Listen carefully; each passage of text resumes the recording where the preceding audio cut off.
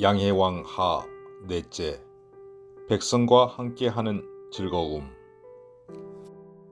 자신이 지닌 권력을 은근히 뽐내고 싶어하는 양해왕이 그러했듯이 제선왕도 예외가 아니었습니다.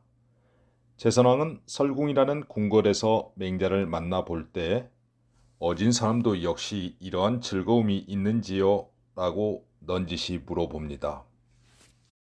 물론입니다. 그러나 특별히 어진 자만이 이 즐거움이 있는 것이 아니라 보통 사람이라면 모두 이러한 즐거움을 갖고자 합니다. 사람이 그 즐거움을 얻지 못하면 반드시 그 이웃사람을 미워하는 마음이 있으니 마땅히 사람들과 더불어 즐거움을 같이 해야 할 것입니다.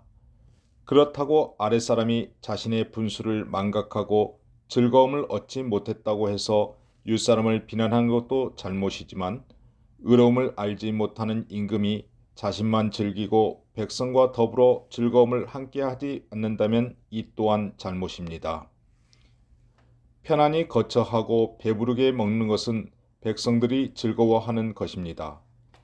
임금이 자기가 즐기는 것처럼 백성의 즐거움을 즐거워한다면 백성 또한 이에 감동하여 그 임금이 즐기는 것을 즐거워할 것입니다. 궁핍하면서도 하소연할 곳이 없는 것이 백성의 근심입니다. 임금이 자신처럼 백성의 걱정을 걱정한다면 백성 또한 감동하여 그 임금이 걱정한 것을 걱정할 것입니다. 이처럼 백성이 즐거워하는 것을 즐거워하여 백성들 또한 그 임금이 즐거워하는 것을 즐거워하도록 하면 이것이 즐거움을 천하로서 하는 것입니다. 또한 백성이 근심하는 것을 근심하여 백성들이 임금이 근심하는 것을 근심하도록 한다면 이것이 근심을 천하로서 하는 것입니다. 이와 같이 한다면 천하의 백성이 다 마음을 기울여 왕에게 돌아올 것이니 그러한 상태에서 왕이 되지 못할 사람은 없을 것입니다. 천하 모두가 하나로 되는 길은 왕은 백성에게 그리고 백성은 왕에게 서로의 마음을 열어주는 것이 효과적인 방법이라는 것이지요. 이어 맹자는 제나라 선조들의 이야기를 덧붙여 여민동락의 즐거움을 말합니다.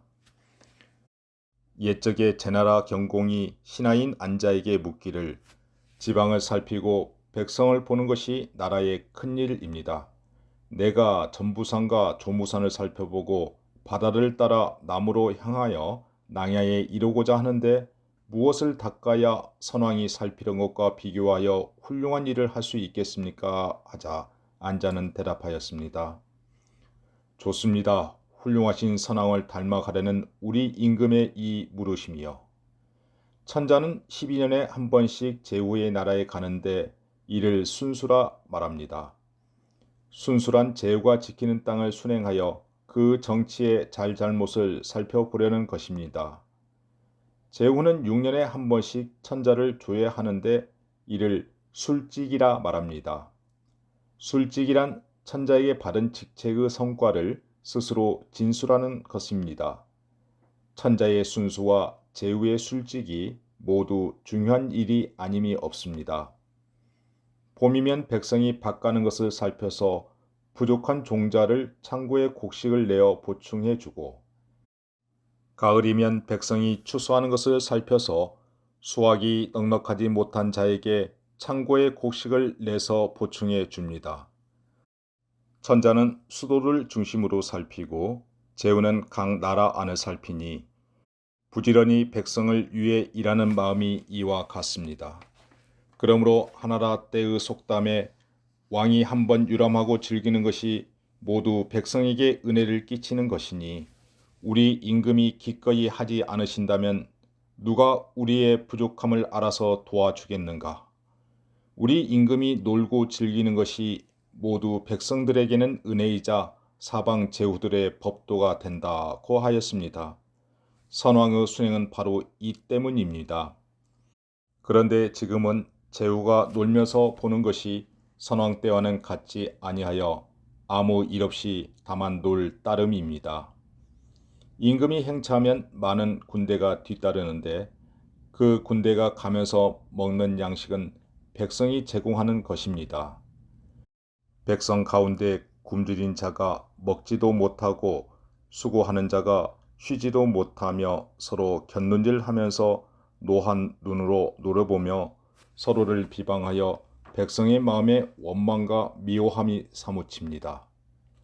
천자의 명령은 본래 제후들이 한 나라의 백성을 도와주라는 것인데 이제 천자 스스로가 명령을 거슬러서 백성을 포악하게 대하고 음식의 사치와 허비가 물 흐르듯 합니다. 그들은 물을 따르거나 거슬러 올라가며 놀며 사냥하고 술을 마셔서 이르지 않은 곳이 없어서 제후국의 작은 나라와 지방 관원의 근심이 되고 있습니다. 구체적으로 말하면 흘러가는 물길을 따라 내려가서 돌아옴을 잊어버리는 것을 뉘라하고 물길을 거슬러 올라가 되돌아옴을 잊어버리는 것을 련이라 하고 짐승을 쫓아가며 싫어함이 없는 것을 황이라 하고 술을 즐겨하여 싫어함이 없는 것을 망이라 하여 하나같이 절제하곤 하였습니다. 이처럼 선왕들은 물을 따라 놀며 물을 거슬려 노는 즐거움과 사냥하며 술을 마시는 행동이 없으셨으니 이 모든 것은 오직 임금이 어떻게 하느냐에 달려 있습니다. 이 말을 들은 경공은 안자의 말에 감동하여 흔쾌히 지금의 패단은 반드시 버려야 하고 선왕의 법은 반드시 실행해야 한다고 생각하였습니다. 남쪽으로 향하려는 계획을 중지하는 한편 백성을 위한 자신의 의지를 나라에 크게 반포하고 들에 나가 거처하면서 궁중에 편안히 있지 않고 민생을 살핀다는 뜻을 보였습니다. 이에 처음으로 창고에 있던 곡식을 내어 백성이 부족한 것을 도와주고 음악을 맡은 관원을 불러 다음과 같이 명하기도 하였습니다. 나와 안자처럼 군주와 신하가 뜻이 서로 맞는 것은 어려운 일이니 군신이 서로 기뻐하는 뜻을 음악으로 연주하여 지금의 성대한 일을 기록하라고 하니 그때 지은 음악이 치소와 각소입니다. 음악의 오웅예인 궁상각치우에서 세 번째 각의 소리는 백성이고 네 번째 치의 소리는 이를 의미하며 소는 순임금 음악을 아름답게 여기는 말입니다.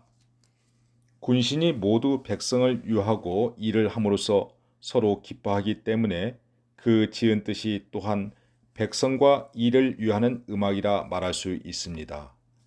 그 악장의 시에 임금의 욕망을 저지함이 무슨 허물이랴고 하였으니 이는 안자가 임금의 욕심을 저지하여 마땅히 임금에게는 허물이 될 것이지만 군주를 사랑하는 충심에서 우러나오는 그 마음이 무슨 허물이 되겠는가라는 말입니다. 신이 이 시를 생각해 보니 신하가 그 임금의 잘못된 욕심을 저지한 것은 임금의 뜻을 거스르는 것 같으나 실상은 그 임금을 사랑하는 마음에서 나온 것입니다. 저 역시 마찬가지입니다. 왕께서 진실로 신의 말을 들어서 경공과 안자처럼 백성을 유하는 마음으로 백성과 더불어 즐기신다면 백성 가운데 어찌 윗사람을 비방하는 자가 있겠습니까? 백성의 즐거움과 근심을 자신의 일처럼 생각하는 군주라면 백성 역시 군주의 즐거움과 근심을 같이 할 것이라는 맹자의 말은 그가 평소 강조했던 여민동락의 또 다른 표현입니다.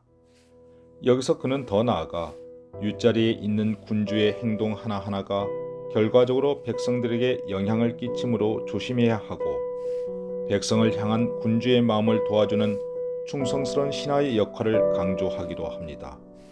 왕이시여 백성과 함께하는 즐거움을 누리소서.